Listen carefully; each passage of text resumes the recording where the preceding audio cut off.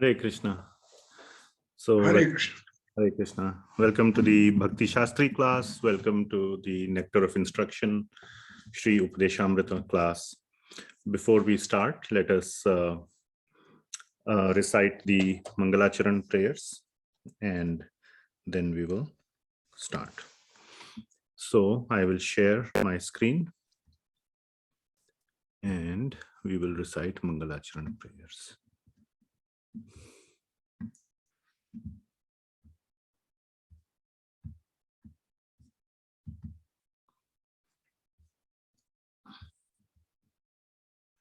So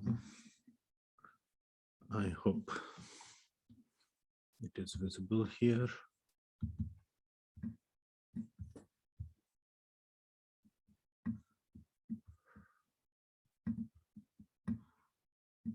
Okay. So Bhagavad Gita as it is, introduction, and here we have our prayers. Om Ajnanatimmirandhasya Jnananjana Shalakaya Chakshurunmilitam Yena Tasmai Shri Gurave Namah. Shri Chaitanya Manobhisham Sthapitam Yena Bhutale Swayam Rupa Kadam Dadati Swapadantikam Vandeham Shri Guru Shri Upadeśāmṛtam Shri Gurun Vaishnavamscha Shri Rupam Sagrajatam Sajivam Advaitam Savadhutam Parijana Sahitam Krishna Chaitanya Devam Shri Radha Krishna Padam Lalita Shri Anvitam Nama Om Vishnu Padaya Krishnaya Bhutale Bhakti Vedanta Swami Namaste Saraswati Deve Gauravani Pracharine Shunyavadi Paschatya Desatarini He Krishna Karuna Bandho Jagatpate Gopesha Gopika Kanta Radha Kanta Namastate Tapta Kanchana Gaurangi Radhe Vrindavaneshwari Vrishabhanu Sute Devi Namami Hari Priye Vanchakalpatarubhya Kripa Sindhubhya Evacha Patitanam Pavanebhyo Vaishnavibhyo Namo Namah Jai Shri Krishna Chaitanya Prabhu Nityananda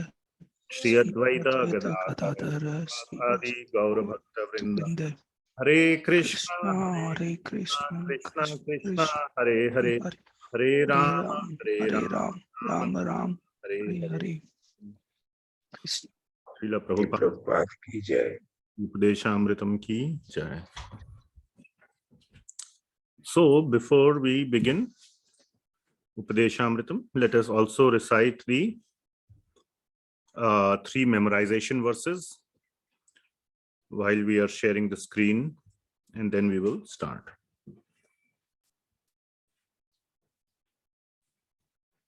Okay, so we will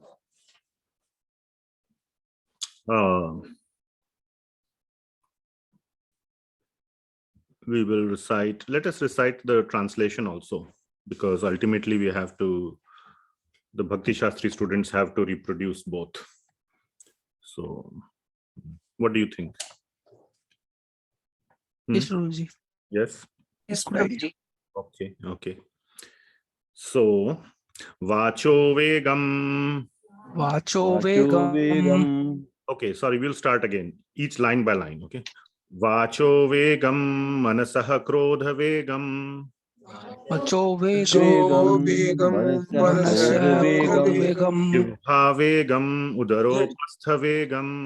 Jihva Vegam, Udara Vegam. Etan Vegan Yo Vishaheta Dhiraha. Etan Vegan Yo Sarvamapi Mam Prithvim Sashishyat. Sarvam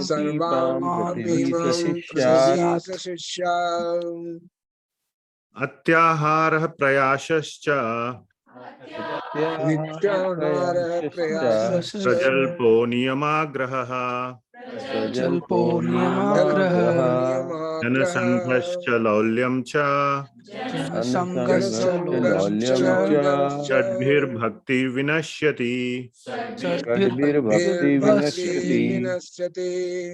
Last one, I forgot the translation. So let's just do for this one. One's devotional service is spoiled Once devotional service is spoiled, when he becomes too entangled in the following 6 activities. when he becomes too entangled in the following six activities: Eating more than necessary or collecting more funds than required. eating more than necessary or collecting more funds than required. 2. Over-endeavoring for mundane things that are very difficult to obtain. Over-endeavoring for mundane things that are very difficult to obtain. 3. Talking unnecessarily about mundane subject matters.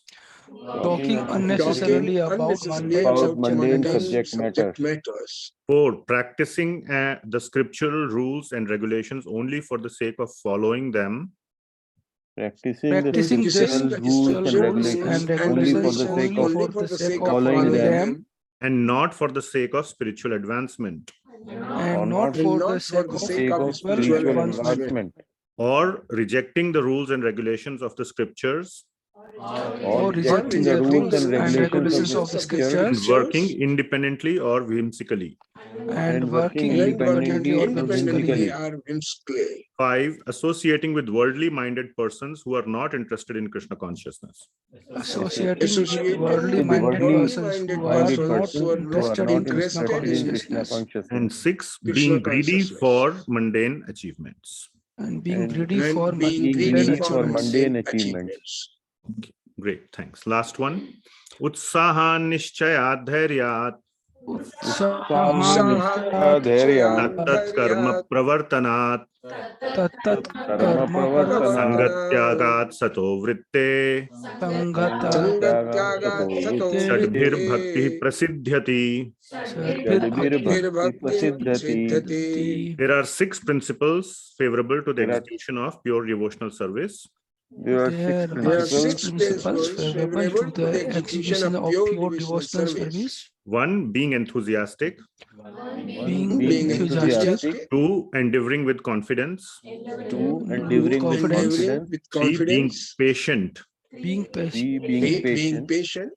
4. Acting according to the regulative principles, Acting according to the principles such as Shravanam, Kirtanam, Vishnu Smaranam, such as Saranam, Vishnu Samaranam, hearing, chanting, and remembering Krishna.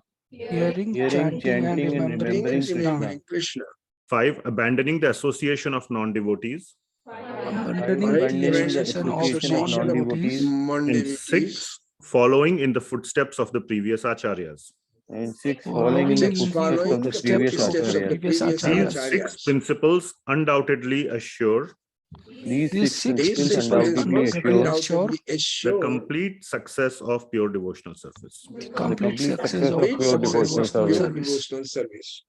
Okay, very nice. Thank you so much.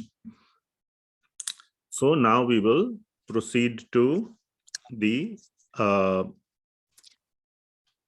topic for today. We will complete the first verse of Upadeśāmṛtam. So I will share that once again. Or yeah, I unshared already, so it's okay. But you all can recite it. 1 second.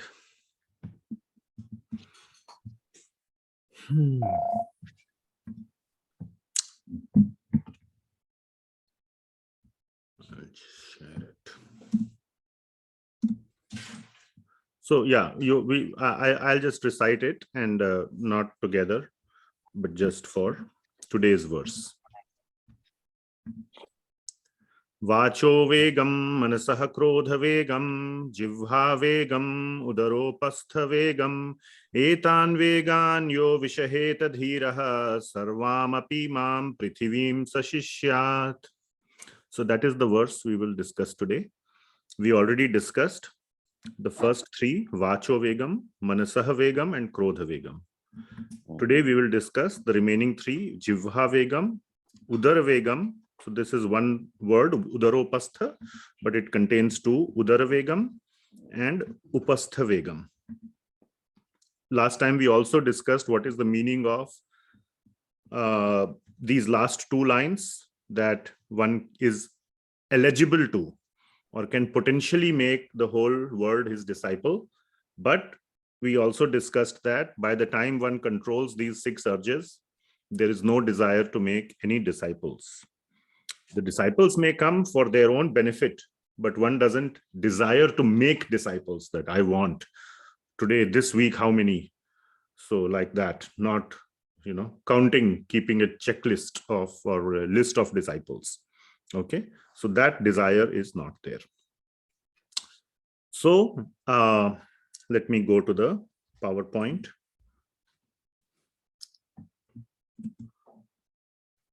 What happened? And I will share the screen. Okay.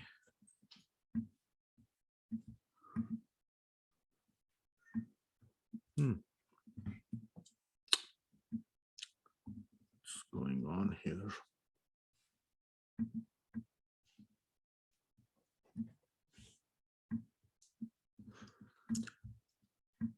I still am not fully comfortable with my Mac, so I'm trying to adjust the.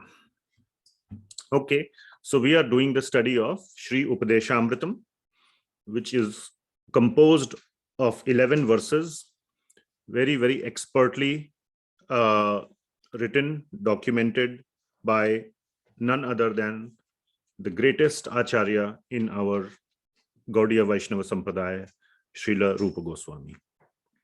And then the English translations and purports by none other than His Divine Grace, Srila Abhay Charnarvind Bhaktivedanta Swami, Srila Prabhupada, who is our dearmost in our heart. He supersedes all other acharyas in terms of our love and our devotion. So because he has, we have so much, even though we are second generation devotees, many of us or all of us, we may not have had personal association physically, but we have so much of his audio recordings, voice recording, video recordings, everything. We don't have any of that for Srila Rupa Goswami. We just have the writings. So, and we have so many direct disciples of Srila Prabhupada who have shared personal, there is so much of attachment to Srila Prabhupada. And also for this particular series, my personal great indebtedness to His Grace Shriman Hariparshad Prabhu, who is doing a very, very in-depth series on Śrī Upadeśāmṛtam. It is a weekly shower of nectar to hear the classes, and the volume and the depth he covers is just infinite. So I'm trying to give a very small subset of what he is sharing. So for more detailed version, please do, I highly recommend it if you have the time to go into the depth, and there's the link to all his videos. He will be coming here to Portland in 1 month approximately. So we are going to have a lot of his personal association as well.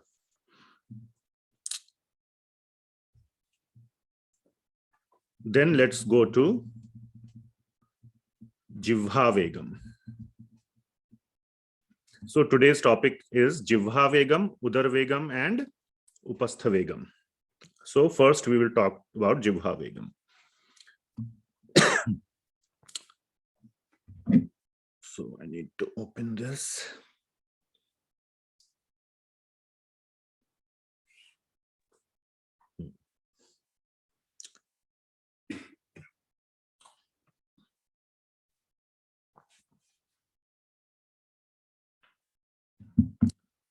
Okay, so Jihva Vegam. So what is Jihva Vegam? Jihva means tongue. Tongue. And Vega means the urge. So it is an urge. So all these 6, Vacho Vegam, Manasaha Vegam, Krodha Vegam, all these Jihva Vegam, Udara Vegam, and Upastha Vegam are urges of the BMW. So we have covered M and W already. Vacho is W, and M and K. Vacho is words, and mind, manasaha, and krodha are M, the mind. Krodha is also part of the mind. Now, these three are of the body. So tongue is very much part of the body. And how to control the tongue. Okay, so in this particular case, tongue is talking about the tongue has two functions, to talk and to taste. But in this context, the talking has been covered by vacho vegam. So this one is referring to the taste part of the tongue. Okay. So what is Jihva vegam? Jihva vegam is basically categorized as to have the hankering for any of the 6 types of rasas. It's a technical 6 terms, but basically hankering for various taste of very tasty food. Okay. So, there are so many people I have seen, some, I go on CNN for checking the news, what's going on. Then somehow, somewhere I get, oh, this person is going to some new places and sharing what all he has eaten. There are I don't click on those, but there are all kinds of, there's more about that as to where to go, what to see, what to eat, rather than world affairs, what is happening and all that. So you can see there is a lot of focus on going to different places just to taste various kinds of food items. Okay, 1 second. Need to just fix this. Okay. So there are 6 kinds of, in the Shastras mentioned, 6 kinds of rasas or tastes: sweet, sour, pungent, salty, astringent, and bitter. Madhura, amla, katu, lavana, kshaya it is called, or kashaya, and tikha.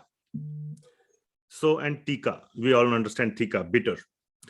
Also, what is included, so those are the 6 type of items, tastes, but also what is included are some of the items that we should not consume. Now, there is difference. The first 6, all of those can be consumed, but one should not hanker after those. The remaining ones in the next 2 lines should never be consumed at all. It's not that one should not hanker after it, but in moderate quantity, you can eat.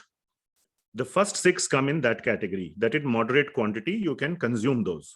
But the remaining ones, we should never even consume as those who are trying to make progress in bhakti. So those are meat, fish, eggs, liquor, and then excess. Again, there is this part is excess of ghee, milk, sweets, etc. All those things we should not consume. And then Srila Bhaktisiddhanta Saraswati Thakur has mentioned no consumption of pan, betel nut, though we offer to the Lord, but we don't consume. And smoking and drugs. Earlier, drugs were not there in the Vedic times, but now it is there. And then also onion, garlic, mushroom, tea, coffee, all these things are to be prohibited. So they are never to be, all these items, except for excess of the ghee, milk, sweets, betel nut, we should not even offer to Krishna. Okay. And definitely we should not consume. So if one is consuming these or has a hankering for these, that all counts as Jihva vegam. Clear? So remaining ones can be offered to Lord Krishna. And when we offer to Lord Krishna, what does it become? Prasad. So we want to offer the best to Lord Krishna. Why would we offer we're not a Goswami that we just offer some, salt and roti. Sanatan Goswami used to offer just some roti and salt. But that was because according to his level, that was a delicacy. He was so simple that he would just eat uncooked flour mixed with water, a bati, like an uncooked flour. I have never eaten it. I'm sure it's not very tasty. That's what he would eat. But he would cook it and offer to the Lord. So for him, it was a delicacy. So we offer to the Lord the best we can. Now, let us talk about prasadam. Okay. So tasty Maha Prasadam. So we want to offer nice, tasty prasadam, not just, okay, today I'm feeling tired and lazy, so I will not cook nicely for the Lord. We should do that. But the point is that we should always consume that Maha Prasadam in a mood of seva.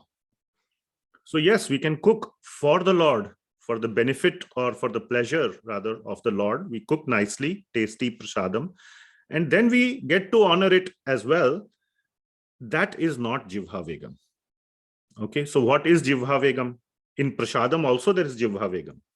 So running after or craving for tasty prasadam. Oh, today's prasadam was not nice.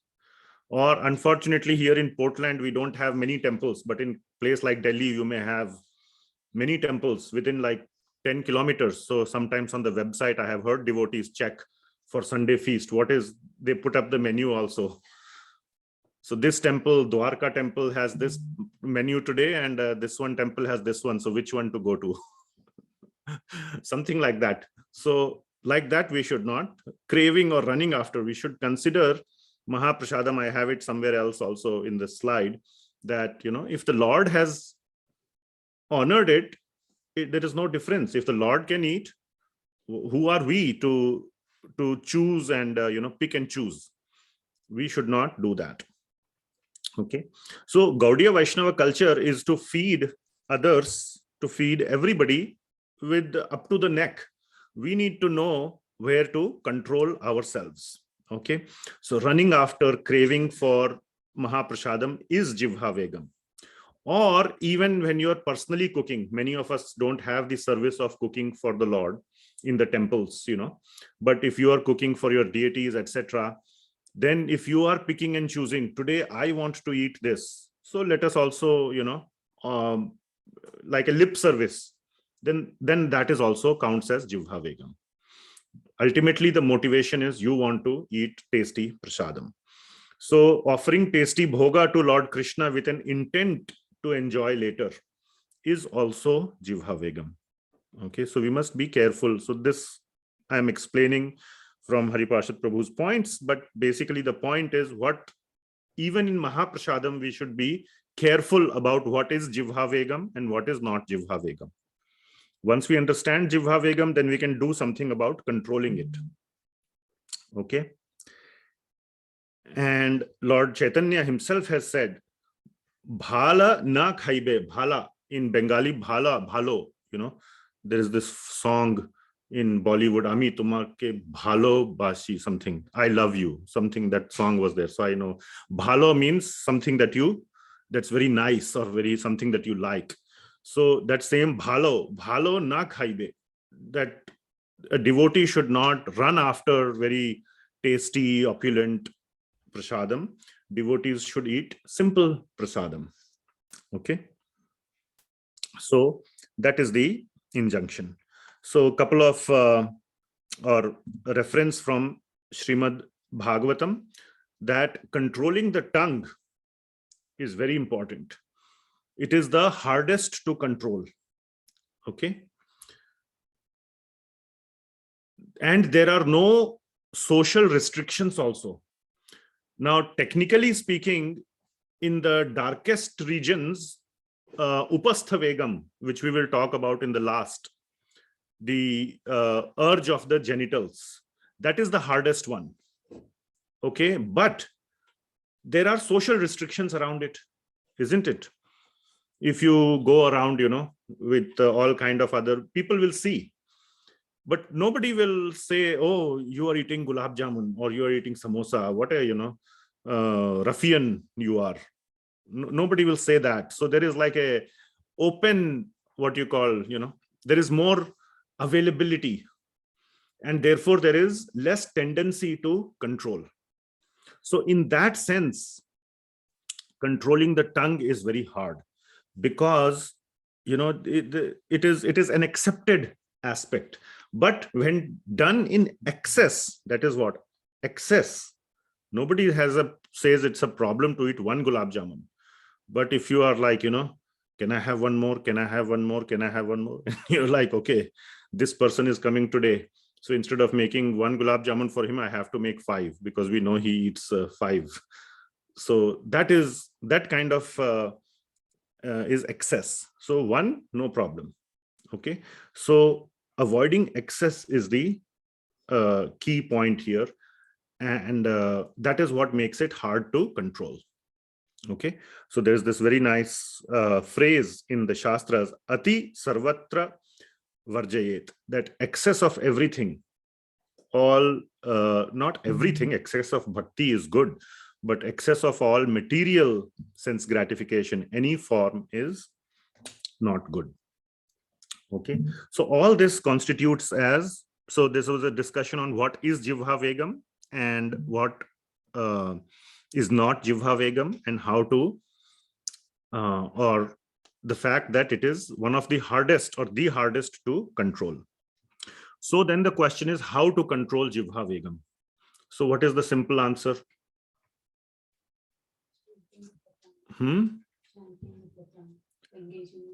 But we are talking in terms of eating. Prasadam, only Yes. take prasadam, that is the only answer. Eating or honoring prasadam. That is perfectly the right answer, honoring prasadam.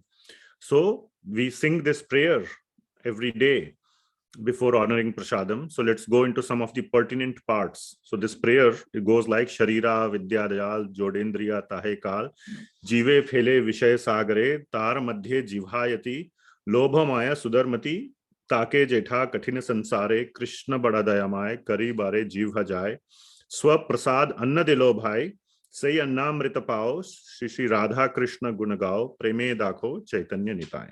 We sing this prayer every time before honoring prasadam. So a couple of pertinent lines in this prayer are Tara Madhye Jivha Ati. So first it has been said about various indriyas, Jode Indriya Tahekal. So all these indriyas are very jad. Jad means very, they have a very conditioned form, very fallen form. Among those Tara Madhye, among those, Jivha is Ati. The Jivha or the Jivha Vegam we are talking, the tongue is Ati what? Lobha Maya and Su Durmati. Lobha Maya means it runs after. Lobha, where's the most tasty food? So it's most voracious. And Su Durmati. Durmati means it is has no control. So it is uncontrollable. Okay. But Krishna Bada Dayamay. Krishna is so merciful, so kind that Kari Bare Jivha Jaya. Jaya means to win, right? To win over the Jivha, what he has done? Swa Prasada Anna Dilo.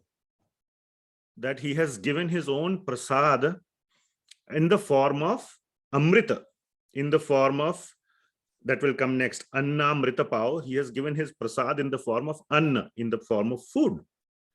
Prasad can be just okay, like a blessing. Put his hand on your head, and that is also prasad. But he's also giving food in the form of prasad. Anna Dilo Bhai.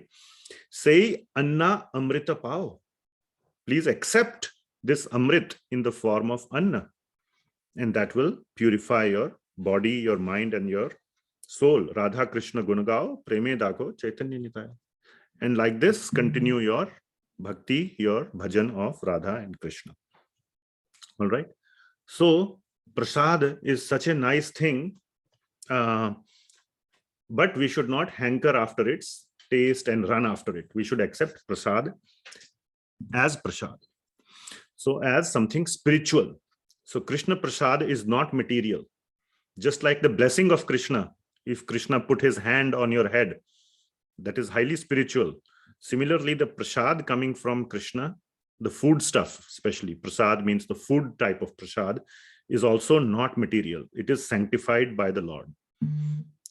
Now, one question can be asked, what if prasad was paid for by a non-devotee, by somebody who is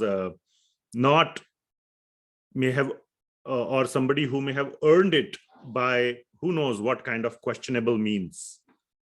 Okay, so there is no, in the Shastric understanding, there is no restriction on anybody to donate to the Lord. Even a thief a ruffian can donate whatever he wants to the Lord. And whatever, let's say, money or means he's donating, if prasadam is being cooked, bhoga is being cooked and offered to the Lord, even that is okay. We should not become excessively concerned about, oh, who paid for it? Or, so many, and in temple, so many people donate. How are you going to differentiate anyway? But that's not the point. Once it comes to the Lord and the Lord has sanctified it, it becomes pure. Lord can sanctify anything. Okay, even when he kills a demon, the demons get liberation.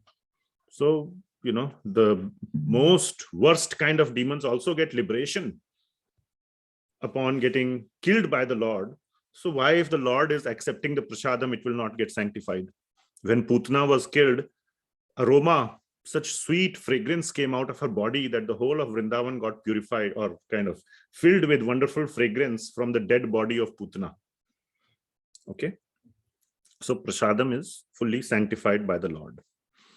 And even the Srimad Bhagavatam, so this prayer, Sharira Vidya Jal, is written by Srila Bhaktivinoda Thakur. But even Srimad Bhagavatam, and if you want, you can look up these references. For lack of time, I'm just quoting the reference numbers. You're not going to recite the verses directly and so on. It is clearly written that eating the remnants of the Lord's meal, we can cross over Maya. If done with proper consciousness, not like I'm eating samosa or puri, but if eating as Krishna Prasadam. Sarvabhauma Bhattacharya mentions in Chaitanya Charitamrita that Maha Prasadam should be honored immediately, should not wait. One should jump over it, like pounce over it. It should be treated like an emergency. Who knows, in 2 seconds we may not live. So if Maha Prasadam is there in front of you, pounce over it and honor it, not like in a uncivilized way, in a manner of honoring. With proper etiquette, we should honor immediately Maha Prasadam. Even if you are like, there are certain times and all to honor, to eat food, but Maha Prasad, if it has been brought to you, honor it. And couple of other points is mentioned, just like many other devotee activities we do in association of devotees. If possible, never eat alone. Eat with friends, family, etc. And if you are eating, if you have to eat with some non-devotee people who don't have any, when you say non-devotee, it's not about creating a division, us versus them, but those who are not having any faith, then distribute Mahaprasad to them. Give them some. You don't have to tell them all the details. You can silently, depending on their mood and nature, distribute prasadam. So those are the glories of Mahaprasadam. And that is the best way to control Jihva Vegam. Of course, there needs to be some self-effort also. One shouldn't hog or, unless there are 18 different items in Mahaprasad, or look at the menu, or today this temple has 18, this temple has only 5. So not like that. So one should not. There has to be personal effort. Okay. I'm not mentioning the hogging or filling yourself up, because that is coming in Udara Vegam. That's the difference. So right now I'm just focusing on the taste part, or the number of tasty items, like in especially a South Indian meal, it has small things, but there'll be like 25 of them. It looks very, very attractive, those thalis. So we should not hanker over the taste of Mahaprasad. Finally, one more point to be mentioned is the fasting. Is also another very, very good aspect of Jihva, controlling Jihva Vegam. So abstaining from grains and so many other, there are various rules, there is Nirjal Ekadashi, so which means Nirjal, no jal, even no water. Of course, if you cannot follow, that's a different matter. Some festival, this one says various types of rules are there, only water is allowed. Or you can say complete fasting, but till noon or till moonrise, like on Gaur Purnima. Janmashtami, it is like till midnight, various aspects on festival days. Ekadashi has other ones, no grains, etc., beans and grains, etc. So various rules exist. So what is the purpose of fasting is to control our Jihva Vegam. One of the aspects, but what is the main aspect? So I will come to that. One of the points that is mentioned, or a misconception, is, oh, on Ekadashi, for some reason, the grains become impure, so we should not consume. That's the wrong understanding. Grains or on any day, if we offer to the Lord, on all days, it gets sanctified. So, there is no such thing that grains become impure on Ekadashi days and so on. Why we do fasting? The purpose of fasting, we must very clearly understand, is to give us a chance to focus on our bhajan, to focus very strongly on to minimize all other activities that we do. And for us, for all people, now these days there is restaurant culture, and you can just go and take out or whatever you order, so you can minimize your time in obtaining or cooking through other ways. But the main purpose of Ekadashi and other fasting is to focus on our bhajan. And when I say bhajan, it doesn't just mean your Anup Jalota type bhajan with music and all. Bhajan means those who are doing any activity of devotional service is bhajan. So taking out maximum time possible for our bhajan is the purpose. And one of the things, we should do other things also to minimize other activities, other distractions. One of the things is to keep the stove as cold as possible.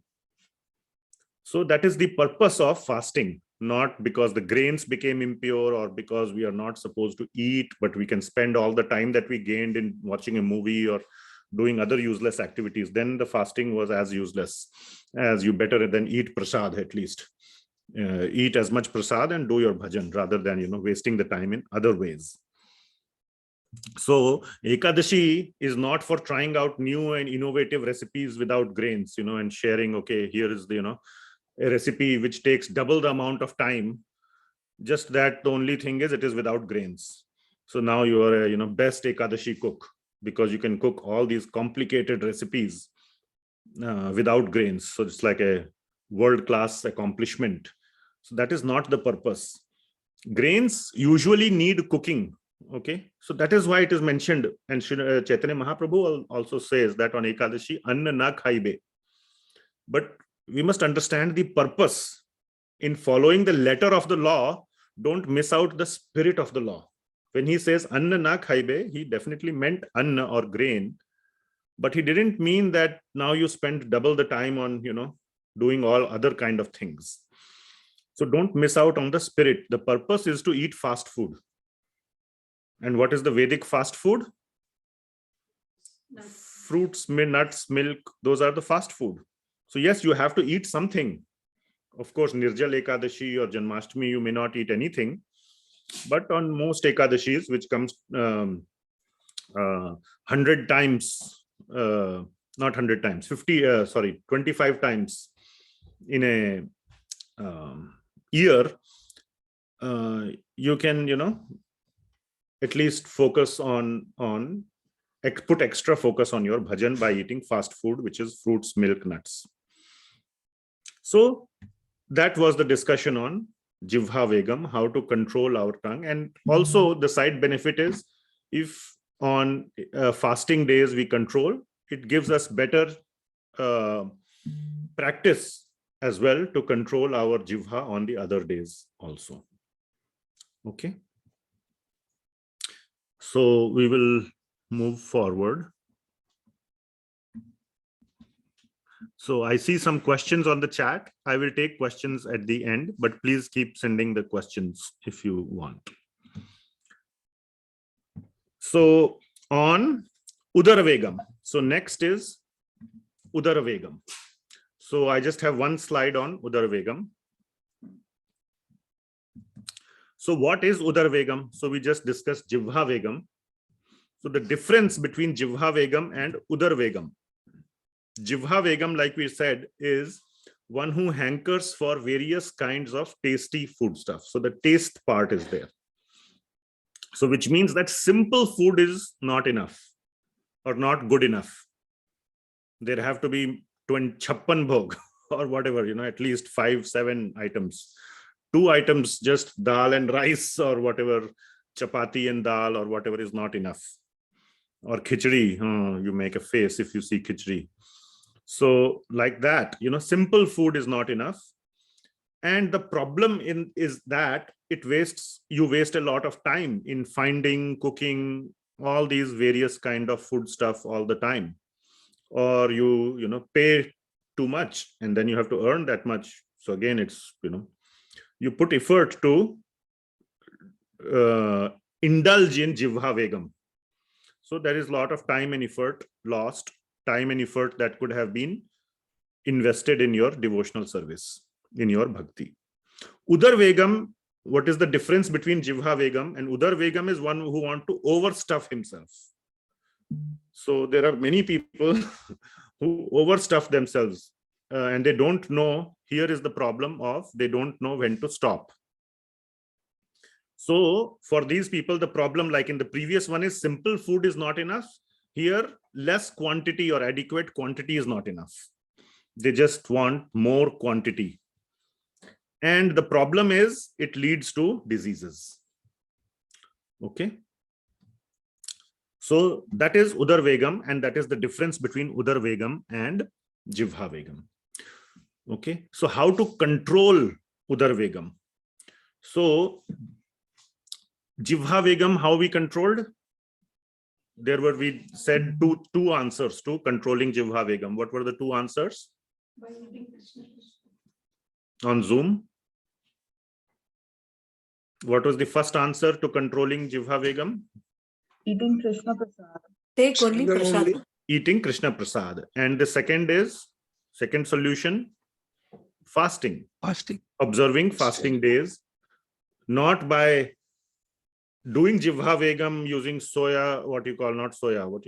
sabudana and buckwheat, but by eating simple, just fruit, milk, it may not be the most tasty thing, but, just simple fruits and meals, not like 20 different type of fruits either. So those 2 control Udara Vegam, Jihva Vegam. How do you control Udara Vegam? By regulated eating. So it is little harder. So there is more personal effort needed to control Udara Vegam. So let us see some of the strategies, some of the ways to control overeating, overstuffing. Okay. So first, we must understand that eating in moderation or regulated eating is beneficial for the body and the mind.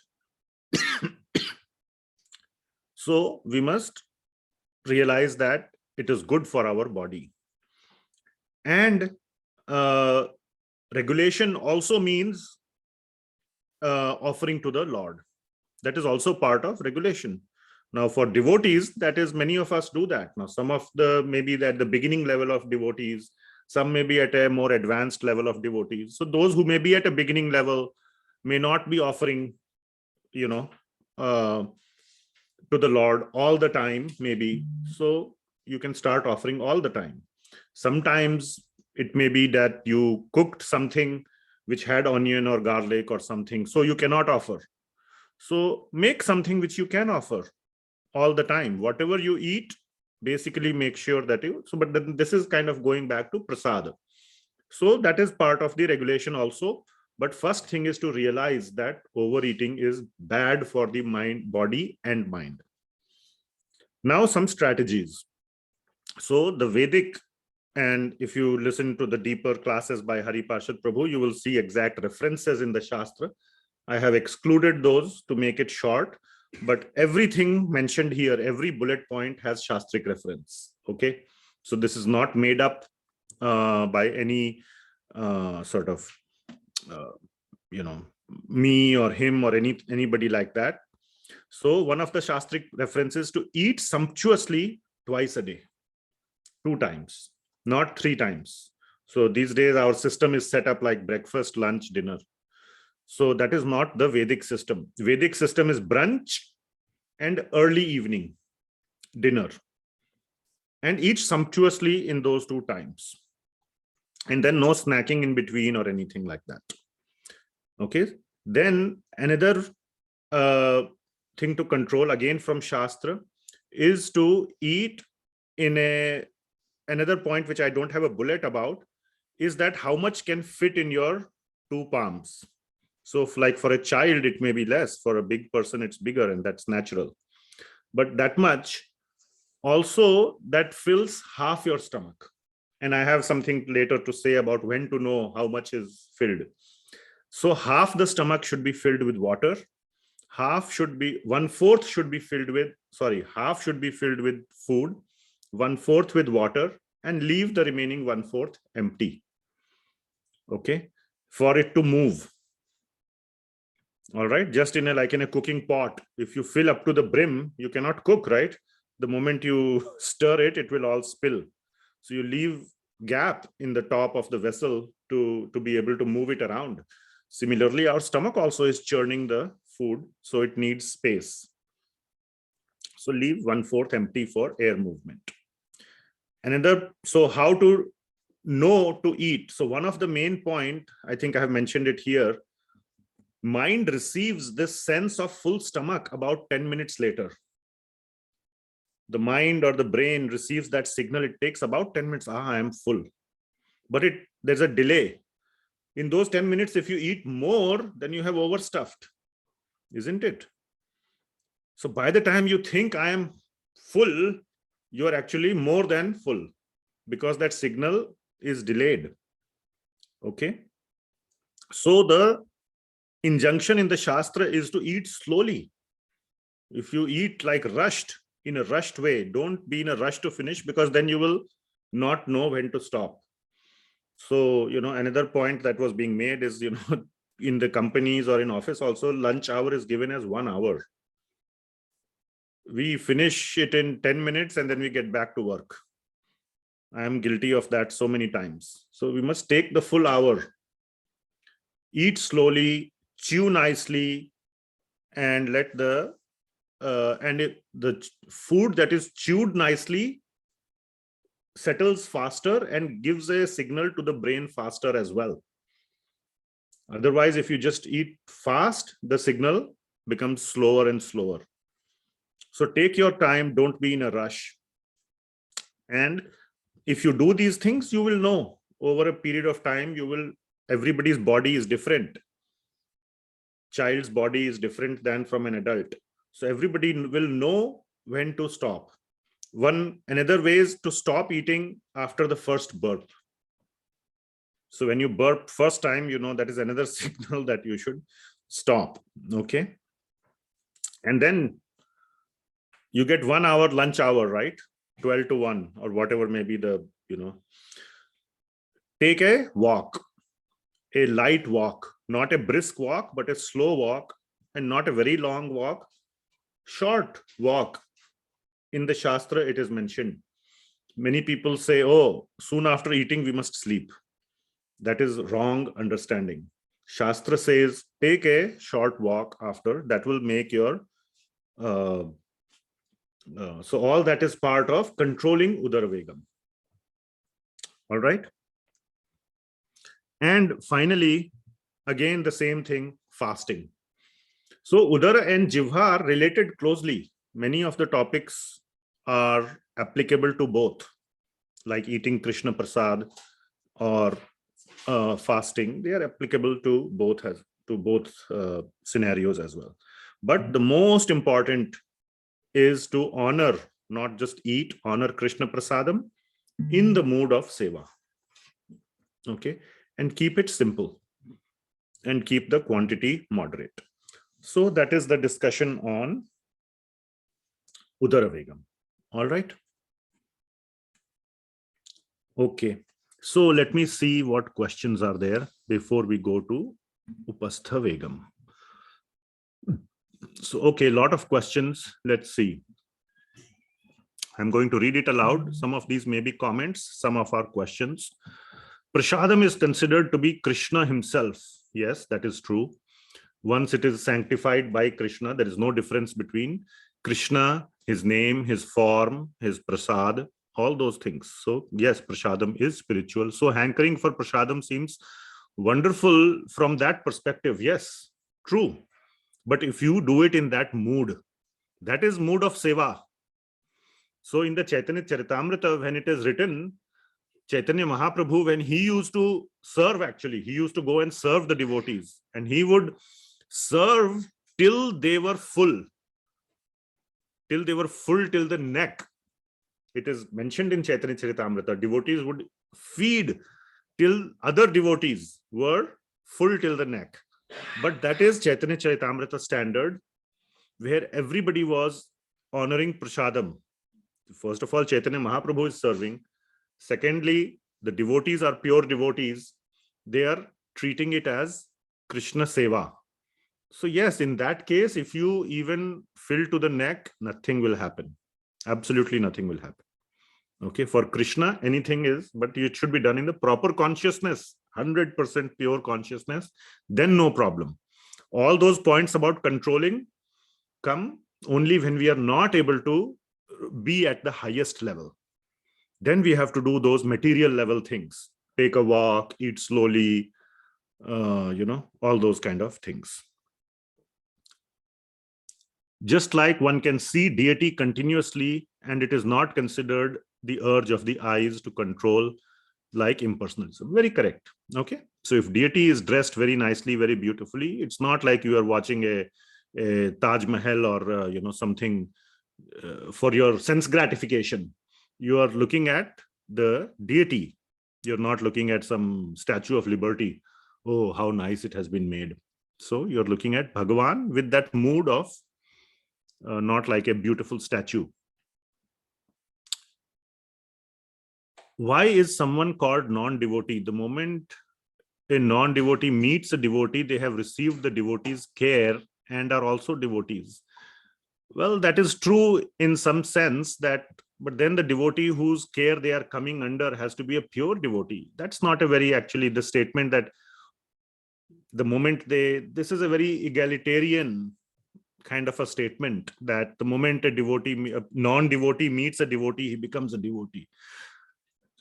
Then there should be no levels of Kanishta Adhikari, Madhyam Adhikari, Uttam Adhikari. Then the moment you come in contact, you become a Uttam Adhikari, and that's the end of story. There should be only two buckets, this side or that side, pure devotees and everybody else.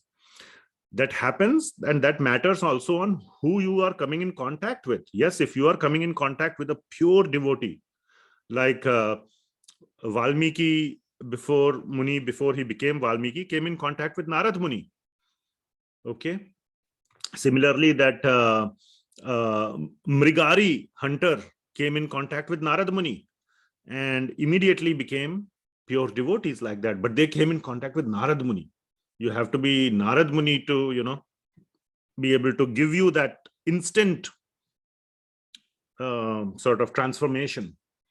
But otherwise, there are levels. Even Srila Prabhupada, so many people came in contact with Srila Prabhupada and became pure devotees by a short period of contact. But then you're Srila Prabhupada you're coming in contact with, not with somebody like me. So one has to, there are levels. It's not a, that's a very egalitarian, idealistic statement. Oh, I have come in contact with devotee now, his life is made. Yes, the moment your spiritual life begins, when you take the name of Krishna even once, that is true. But there is a lot of progress to be made after that as well. Why do we say you have to chant 16 rounds? You have to read Shastra. Just say Krishna once and you're done. Okay. So one should not, one should take these statements in that way.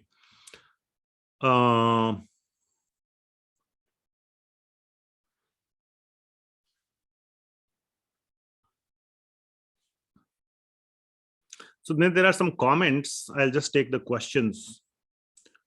what to do when spouse is not ready to prepare food without onion and garlic. Ayurveda says to take garlic to avoid heart problem. So yes, I am aware that Ayurveda has some of the statements like this, and there are benefits of onion garlic, medical benefits.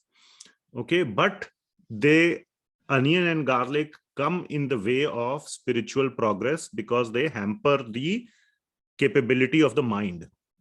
Okay, so that is why it is not recommended for, or it is not fully conducive to progress in bhakti. However, for somebody, please listen to this carefully. Okay, many devotees I have seen, the moment they come in contact with ISKCON or this whole thing about my hand getting raised is coming again. So I'll try to keep my hand low. So remind me to somehow find that feature of turning off that, if there's some Zoom feature, if you raise your hand, it kind of detects that and puts it in the raise hand. So anyway, what was I saying? Yeah, what about, there was a specific point. When a person comes in contact with ISKCON. Yes, thank you. The first thing, or very first thing is, you must give up onion garlic. Meat eating, many people are not doing, at least from Indian bodied background and all. Oh, are you eating onion garlic? Oh, very bad, very bad. I am not a very fan of such strict terms in terms of onion garlic. Oh, you have been coming to the temple for 3 months and you have still not given up onion garlic. Oh, very bad, very bad. We don't ask, oh, you have been coming to the temple for 3 months and you still have ahamkara in your heart. You still feel bad if somebody says something to you. How much has that reduced? How much you are thinking about Krishna? Have you started thinking for 5 minutes for Krishna? Have you started reading 1 page of Bhagavad Gita every day? After 3 months, we should ask that question instead. This onion garlic tea coffee has become such a big deal. Yes, of course, eating cow's meat is very, very bad. That could be treated as a very, thing. Oh, you have still something like that. But onion garlic tea coffee are very small things. So one should not get too hung up about it. And it should be taken up in a due course of time, depending on one's attachment to it. Like when me and my wife, I have very poor sense of taste. So when she stopped making, I didn't even realize. I said, oh, this has it, this doesn't have it. I don't know the difference. My taste buds don't react to onion garlic. So it was very easy to give up. But for many people, I have heard, oh my God, they cannot eat sambar if there is no onion. So there may be different people with different capacity. So according to their capacity, they should make the progress. So one should focus on all aspects of bhakti. Oh, tea, coffee, onion, garlic becomes a very much like a, red line. This is so kind of twisted, in my opinion. It's all lopsided, upside down. Okay. Now coming to the question of spouse is not ready to prepare, etc. There can be various answers to it depending on situation. There is no one size fits all answer. The best thing is to inspire the spouse to understand Bhagavad Gita, understand the message of Krishna. It is also an impediment in your life. If you want to do your bhakti, you want to attend Bhagavad Gita class, or let's say you have to study for your Bhakti Shastri and wife says, come on, let's go watch a movie. Even that is an impediment. In the same category as cooking onion garlic based sambar or food. That is an impediment. This is an impediment. So the main problem is not onion garlic. The main problem is non-alignment or, so bring the spouse to understand the Krishna consciousness, Krishna bhakti aspects, Bhagavad Gita, Srimad Bhagavatam. Slowly they will change. That should be at least the attempt. Now, in many cases, it may be very, very hard. So again, depends on situation to situation. And of course, many other things can be done. You can say that, okay, I don't know how food is cooked, but maybe, you cannot add onion later. Is it possible? I don't know. So you can make sambar and they can add onion later. You can take out some for yourself, whatever it is. You can do all those things, or you can, if possible, not eat that item made with onion. You eat the other things. So many other practical things can be done. But the fundamental thing, the best thing is to inspire as a family to go in the same direction. Like the two wheels of a car. If they are both going in same direction, the car goes smoothly.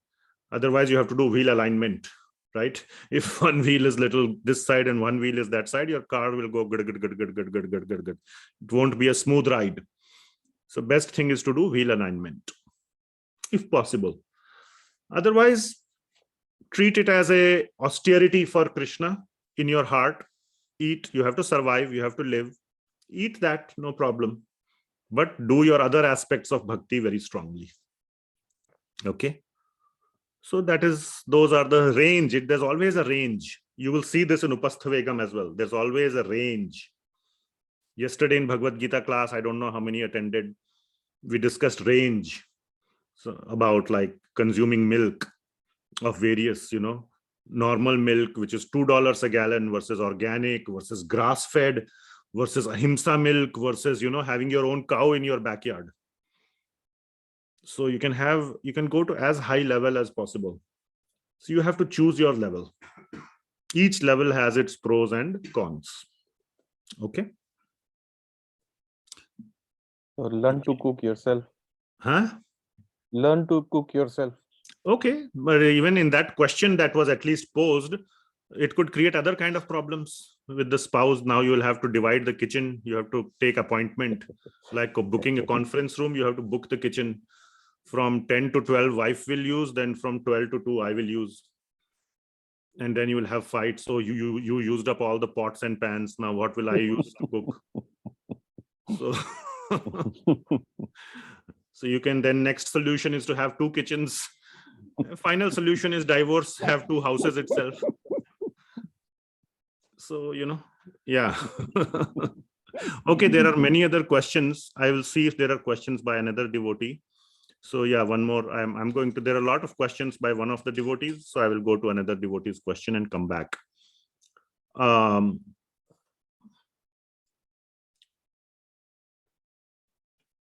So I try not to, 99% of the time, I try not to waste Krishna Prasad. But sometimes when I forget, then it can be ruined and has to be put in the trash. Is it a sinful action? In India, there are a lot of people who come to home, and street dogs, crows, other animals are freely available to feed. But here it is a little difficult. Here means in US. And the devotee who is asking is, I know, lives in the US. What to do? Very nice and very practical question. So again, the same question was asked to Hariparshad Prabhu as well. And, answer was very nice. And I also was like expecting that kind of answer, that food, even if you, first of all, even if you throw it in the trash and the trash goes in your, that garbage truck that comes, what does it do with that trash bag? It dumps it, puts it in the ground. Any organic food never becomes inorganic. Organic remains organic. So some insects, somebody will eat it. You don't have to think about that. Organic food is organic, will be consumed. Okay, but at the same time, so don't worry, first of all. Secondly, better than throwing in the trash, if you have the facility to throw in your backyard, maybe make a small pit, or if you have, some other way to, put it outside, where maybe we don't have stray dogs here or stray animals in the street in US, many places at least. Birds are there, of course, they could come and eat. Depending on what prasad you have or something, you can put it in your backyard, you can at least put it near the ground or whatever. And all those things can be done. But if you have to put it in the trash, try, obviously the first injunction is to be careful, cook in proper quantity so that you don't have to throw. As a last resort, don't get too hung up about that. Okay, focus on your bhakti. This is just one of the things of living in the material world, especially of living in US. There are so many other disadvantages of living in US. Why aren't we worrying about that? That's another goes to the same question. We are worrying so much about tea, coffee, onion, garlic. What about your reading Bhagavad Gita, your japa, chanting? We are not worried about that. So similarly, this should not be the thing about, oh, I'm living in US, I have to throw. You cannot visit Vrindavan every 3 months living in US. You cannot do so many things living in the US, which you could have done if you were living in Vrindavan or near Vrindavan. So there are obviously disadvantages. Make the best use of a bad deal. Okay, let us move on with the class and then I will come back to more questions. So, Upastha Vegam. Okay, so, oh, Anjana Mataji, you have your hand raised. Please go ahead. Hare Krishna, Prabhuji. Hare Krishna.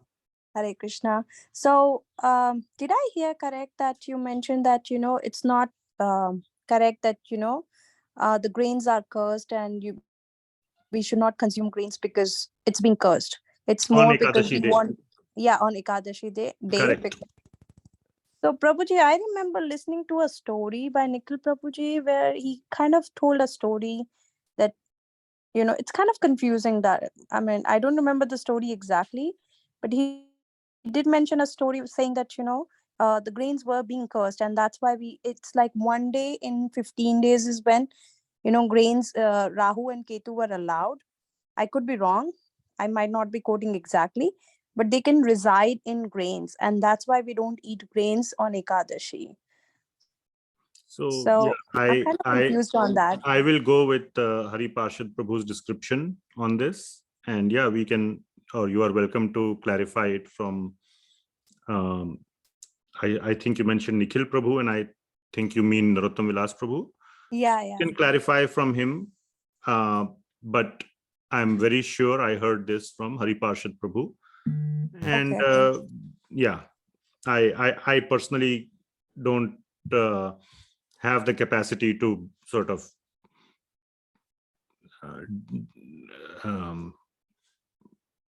be the judge between one or the other. And of course, I would want to stay with Hariparshad Prabhu's understanding on this. Okay, thank you. Now, one thing I must say is that there are in the Vedas or in our Vedic scriptures, there are various interpretations or various, not only interpretations, direct statements that are given, which are in conflict with each other, in direct conflict with each other, depending on or for certain facts or certain aspects. Okay. And it is not, we have to consider it as different meanings meant for different levels of devotees. Okay. Somebody who is more concerned about all these nitty-gritties, oh, this grains become cursed or this or that. Some people have that kind of mentality. For them, this explanation is acceptable, and therefore it is given in our scriptures. So I'm not in this particular case. I will give you a specific example actually, but it may be that some people may be more amenable or maybe more willing to accept a particular explanation, so our scriptures give that explanation.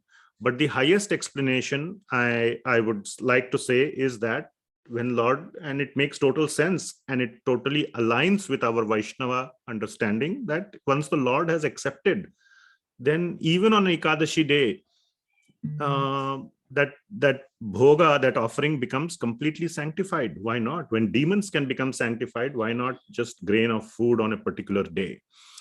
An example for that I wanted to give, which is different, is the Mahabharata says that when Pandavas, they left their kingdom, made Parikshit as the king, and went to the mountains, to the Himalayas, they attained Svargaloka. I have checked that verse in the Mahabharata, the Sanskrit verse, and it is written they attained Svargaloka. In the Srimad Bhagavatam, it is written that they attained the spiritual world. And we know Svargaloka is not spiritual world.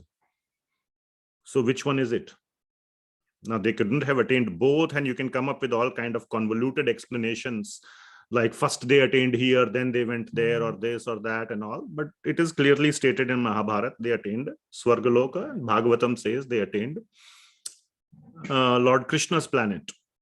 So we go with Srimad Bhagavatam. That is the highest understanding. So yes, there can be these things, just as an example. For more deeper understanding, we need to consult more senior devotees. Okay. Thank you, Prabhuji. Thank you, Mataji. Okay, Upastha Vegam. So first of all, I just want to say this is a age-appropriate discussion.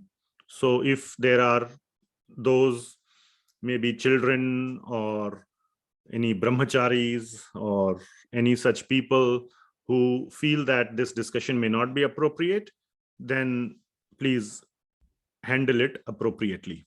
Okay, otherwise no problem. Of course, we won't be talking about anything which is bad or anything. It's all coming from Shastra. So Upastha means genital, and vega is the urge of the genital. So what is Upastha Vegam? It is the kama vega, or the sex desire, or basically hankering for the opposite gender. Okay, so it is more, it is not just the physical union, but it is many other things as well, which was a little surprising to me when I understood it. So we will see that. So there is more to it than just the physical union part of it. Okay, so there are two types, allowed and forbidden, vaidha and avaidha. Okay, so there are, it is not that, union between man and woman is always bad. Otherwise, if that was bad, we wouldn't have been born, right? It was our mother and father, and thank God they had a union, so I am here. Otherwise, I wouldn't be here, correct? So, vaidha, which means allowed by Shastra, and what it means is few things: at appropriate age, okay, at appropriate time. So age is not clearly, there's no age specified at 18 or 21 or things like that. Appropriate means it could be different based on, there could be some minor differences. Of course, appropriate cannot mean when you are 5 years old. So, but within it's, there's not a fixed number either, 18 or 21 or something, but somewhere around that. Okay. Appropriate time. So at night time, with appropriate or proper person. Person means legally married spouse whom you have, and not legal married means when I came to America, I found out in Las Vegas you have drive-through marriage. So like you have drive-through coffee or drive-through, you can drive through and have marriage, and you can also have drive-through divorce. So not that drive-through legality. It is legal. It is in the state of Nevada. But legal means in front of deities, in front of devotees, you take a vow. And legal also, married spouse. And for the proper purpose, for begetting Krishna conscious children. A little more on that will be coming up later. So all that is allowed by the Shastra. Okay, what is not allowed, I will cover this little quickly. So first of all, with somebody else, union with somebody else other than your spouse.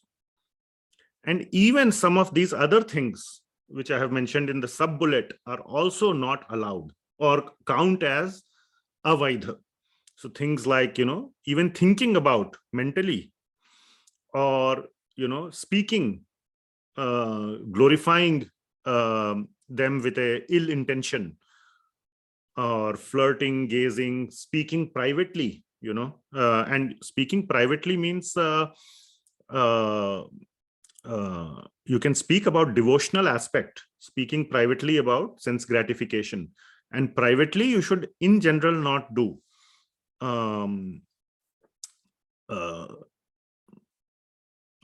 You should include others, even sometimes, there are female disciples of a guru. The guru is male and the disciple is female. And in that case, and guru need to have confidential discussion with disciple.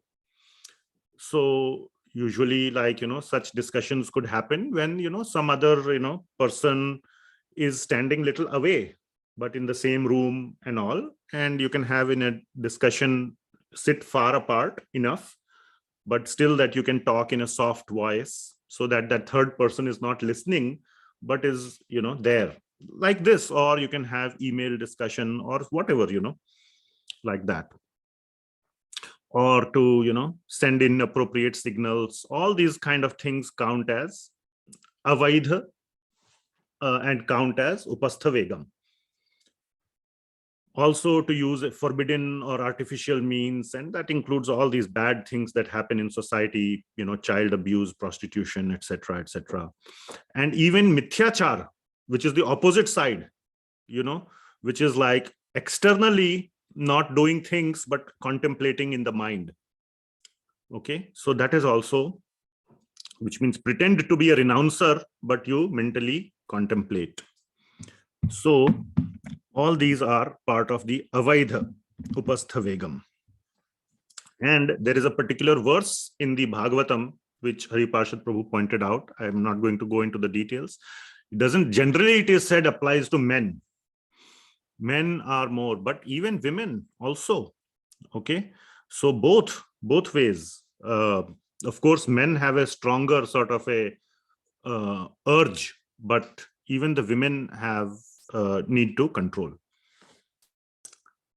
And the purpose is of the vaidha portion, of course, is to have children, but also, the purpose is to have a grihastha ashram. It is not just that man and woman must come together. The only reason is not for cooking. Okay, in my case, my wife cooks, I don't cook, so I would be hungry if she was not there. So I can say, yeah, I wanted a cook, or I wanted a, child producer. Those are that's the wrong understanding for man and woman living in a house.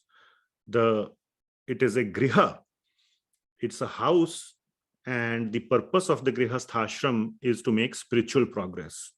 So the entire varnashram system, all the four ashrams, brahmacharya, grihastha, vanaprastha, sannyasa, all those are meant for, and definitely grihastha ashram meant for making spiritual progress.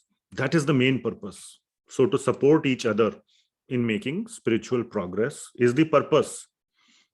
Okay, she is cooking, I am going out and earning money in maintaining whatever, paying the bills and the mortgage. And yes, she happened to carry the baby in her womb for 9 months. I couldn't do that because I'm a male person. Those are by the way aspects, by the way facts. Main purpose is for progress of Krishna consciousness in a grihastha ashram. So we must never forget the purpose of the union or coming together, marriage, is that to have a nice, supportive situation. We human beings are meant to be in association of others. It's very hard to live like Robinson Crusoe, live alone. So many people who live alone go into depression. So we are meant to live in that way.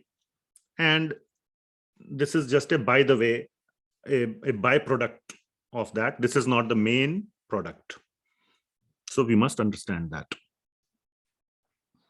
So how do we control Upastha Vegam? So that's very important aspect, how to control it. So this was just an understanding of vaidha and avaidha. Okay. So to control Upastha Vegam, first we must understand the various levels of Upastha Vegam. So this was also news to me. So, of course, the highest level, and we will see this, that even pure devotees of the Lord are allowed to have highest level, which is within marriage and only for begetting Krishna conscious children. And so many pure devotees are grihasthas and have children, and Bhakti Vinod Thakur, for example, and so on. And there are middle level and lower levels as well of when you can have a union. So I'm not going to go into the details or enumerate all those, but the point is the Shastras mention these other levels as well, as for the beginners, like for whoever is beginning. So the purpose is to don't use this as a license to adopt yourself to the lowest level. The purpose of these various levels that are given is to accommodate and encourage everybody to make upward progress. Know that, yes, it's not like, oh, I am not at the highest level. Okay, so what's the point? Now I cannot attain Krishna Prema, the highest, whatever I am doing, 16 rounds of chanting, I am reading Bhagavad Gita. But since I'm not in this area, I'm not in the highest level, so everything is a waste. Let me give up everything. One can think like that. But to make sure that that is not the case, these various levels have been given, but we should not misuse them, or we should not fall down. Oh, this is also part of the Shastra, it is given, so let me just be at that level only, to stay at that level. Now, only the highest level is allowed for pure devotees. And Srila Prabhupada has mentioned it so many times. So pure devotees, and that does not count as Upastha Vegam, the highest level. The other levels, there are middle levels and lower levels, they count as Upastha Vegam. Okay. Just like even in the Vedas, there is an injunction to eat meat. Vedas say on certain days, using chanting certain mantras and all those things, you can, but it is never that you can do those, you can eat meat and at the same time go to Vaikuntha. So that is for gradual progress. Similarly, the lower levels have other destinations. They lead to lower levels, lead to lower destinations. And only the highest level counts as controlled Upastha Vegam. Okay. And it leads to liberation. It can lead to liberation. And so many devotees in Bhagavatam, for example, were grihasthas like Ambarish Maharaj. And so many other devotees were grihasthas, and they were pure, absolutely pure devotees. You cannot say there is anybody could be higher than them. Completely pure devotees. Okay. So all this is there to control. So to control, to summarize, gradually ascend to the highest level. Okay. Wherever you are, ascend to the highest level. Another very important point. So last 2 points are very, very important. Controlling Jihva Vegam and Udara Vegam greatly reduces Upastha Vegam. So that is a very good message, or a good fact. Just control those, this will automatically get controlled. Then you don't have to do anything about it. This is it's in autopilot. Control those two, this one will automatically happen. And also by engaging in very daily fixed bhajan, and high quality devotee association, again within family, when both husband, wife, the spouse, and or in all those, that is best done, but very high quality devotee association and daily bhajan are very, very good ways of controlling Upastha Vegam. Okay, so yeah, so that was all that I had prepared. So I have given you almost how many? Hariparshad Prabhu conducted almost 3, 4, 5, 6 classes of 2.5 hours each. So how much is that math? 6 times 12, almost 12 to 15 hours. I have condensed it into about 1 hour. But I gave you all the points, at least that I noted down, which I could. It was hard for me to compress everything, but at least I have covered some of or most of the main points. So all glories to Srila Rupa Goswami, all glories to Srila Prabhupada, all glories to my Gurujanas. So that was the discussion on Jihva Vegam, Udara Vegam, and Upastha Vegam.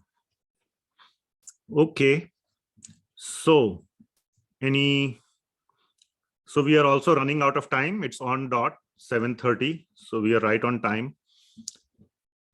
Any questions are there? Any other questions? So let's see, there's one more question we can take here. Again, so Sai Prabhu, I know you have posted many questions. Maybe you can comments, you can put as a C in the beginning, and question, you can put a Q. That way I can differentiate comments from questions. Okay, so let me see this one. Much onion garlic tea coffee as judgment of others is all politics. Extended ahamkara, I think. No, not really. More important is our own lack of progress in meeting Krishna. Yes, so second statement is correct, but all this, I wouldn't say onion garlic tea coffee is politics. I don't know what exactly you meant. It's a comment, looks like, but our acharyas, and here I would like to say this instruction of tea coffee, for example, is coming directly from Srila Bhakti Siddhanta Maharaj. So he is, if he is giving instruction, then for me, at least personally, it is not negotiable. It is, I may not follow it, but I know then I'm deviating. I cannot say that instruction itself is, what do you say, incorrect or okay to, I am fully following because that instruction was not invalid. Instruction is invalid. That is not the case. Okay, so it's not in that way. I meant more as a judgment of others, not for ourselves. Yeah. So I'm in under the camera and under time pressure. I cannot fully understand or grasp your point, but I just want to say that it is stated by our acharyas. Therefore, we should attempt to follow it. We should at least realize that that is a higher standard. We may be at a lower standard today. We should aim to go to a higher standard, just like in everything else. In reducing our material desires, in our material attachments, in our japa, in our shravana, kirtan, all places we must strive to improve. Just in the same way, we must strive to improve in reducing these onion, garlic, tea, coffee things in our life as well. In the same way, gradually we have to improve. And yes, by strong, like you have mentioned in the next comment, that more of it is due to lack of our progress in bhakti, which is true. We don't have that firm faith in bhakti, which is why all these things we are not so determined in, whether it is doing daily japa or giving up tea, coffee, onion, garlic. It's all a result of our weak determination. So yes, that is the root. I agree. Any other questions? Yes, Mataji. Prabhuji, in that you mentioned like for lower levels, like they reach lower destination, higher level, higher destination, and it applies to every aspect of bhakti, is it? Yes, applies to every aspect. We studied in Śrī Upadeśāmṛtam, isn't it? Those who worship the Supreme Lord get one destination. Those who worship others go to a different destination. We just finished Śrī Upadeśāmṛtam. In Bhagavad Gita also, Lord Krishna says 9.25 that those who worship the forefathers go to the planets of the forefathers. Those who worship the demigods go. So yes, there are different destinations for different shraddha that you have. Even when we're worshipping Krishna, like Uttamadhikari, Kanishtadhikari, everybody has like different levels. That's what my question was. Like we are all at different levels of bhakti, right? Okay. So like everybody, Yes. whatever level we have, whatever level we are, like a destination will be based on that, right? I mean, I'm just trying to relate that it will be applicable to everything. So the question is the destination. Yeah. So not like destination, not mean like going so to spiritual. Madhyama Adhikari, one who is truly a Madhyama Adhikari or Kanishta Adhikari, cannot go to Krishna loka or cannot get liberation. Okay. So that means there is some what is that? Anartha or some problem that is still remaining. A person who is at the highest level of bhava or prema will not be a Madhyam Adhikari. Okay. So obviously one will have to take birth again in the material world. He may go to a higher planet, but only Uttam Adhikari is the one who goes to the spiritual world. Within material world, there can be many destinations. So yes, there is, yeah, I don't think it's mentioned anywhere that any Madhyam Adhikari can go to Krishna loka, is it? I don't recall any such statement or any, that doesn't make sense philosophically. Okay. But chapter 6 tells like we come back here, take birth and Yeah. devotees and all that. That will be the destination. Well, I think Madhyama Adhikaris Yeah, have they not will. completed their spiritual progress, so they'll come back. Yes, Ramakant Prabhu, are you trying to raise your hand in the video, or anybody else has any questions? So, okay, I'll be posting the homework for Bhakti Shastri students. So please watch out for that. And homeworks will be based on, mainly based on Srila Prabhupada's purports, to keep it simple for you, because I'm putting more points in the class from mainly Hariparshad Prabhu's classes. And he has taken it from like so many hundreds of, or so many Vedic scriptures. But homework, so that you can easily do search, Control F, and read Prabhupada's purports, and it's not a stressful experience to do the homework and all. So the homeworks will all be simple and from the purports, so that you can find the answers, learn easily. So what is being discussed in the classes is little more, but it is a superset of all the points that Srila Prabhupada has mentioned. I've covered every point, not word by word. We didn't read the full purport, but all the points in the purport I have made sure are included in the classes, plus more. So keep that in mind. Take it easy. Don't stress about the homework. Okay, so we will end here. All right. Then Srila Rupa Goswami ki jai, Srila Prabhupada ki jai. Hare Krishna. Thank you, Krishna, Prabhuji. thank you, Hare Prabhuji. Krishna. Thank you, Prabhuji. Hare Krishna.